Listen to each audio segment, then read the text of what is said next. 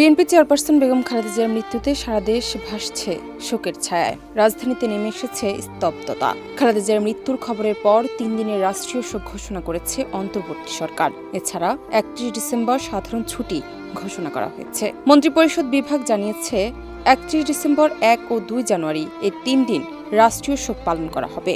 উপদেষ্টা পরিষদের বৈঠকে শোক প্রস্তাব গ্রহণ করা হয়েছে। তবে খালেদা জিয়ার মৃত্যুতে ৭ দিনের শোক ঘোষণা করেছে তার দল বিএনপি।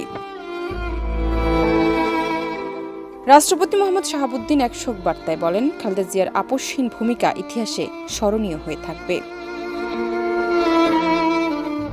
অন্তর্বর্তীকালীন সরকার প্রধান উপদেষ্টা ড. মোহাম্মদ ইউনূসও বেগম খালেদা জিয়ার মৃত্যুতে গভীর শোক প্রকাশ করেন। তিনি বলেন, জাতি একজন মহান অভিভাবককে হারালো। বেগম খালেদা জিয়ার ইন্তেকালে আমরা গভীরভাবে শোকাহত। তার মৃত্যুতে জাতি এক মহান অভিভাবককে হারিয়েছে। বিভিন্ন রাজনৈতিক নেতারা ও দলীয় নেতৃবৃন্দ শোক প্রকাশ করেছেন। বিএনপির মহাসচিব মির্জা ফখরুল ইসলাম আলমগীর সামাজিক মাধ্যমে লিখেছেন, আমরা গভীর দুঃখের সঙ্গে আমাদের চেয়ারপারসন বেগম খালেদা জিয়ার মৃত্যুতে শোকাহত।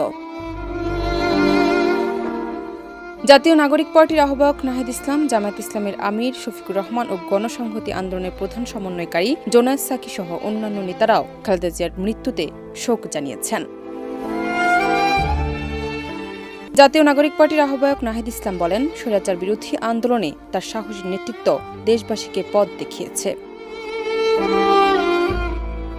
জামায়াত ইসলামের আমির শফিকুর রহমান লিখেছেন, মহান আল্লাহর রহমত ও ক্ষমা তার উপর বর্ষিত হোক এবং প্রিয় জান্নাতের অতিথি হন। জান্নাত নিপু, দেশ রূপান্তর।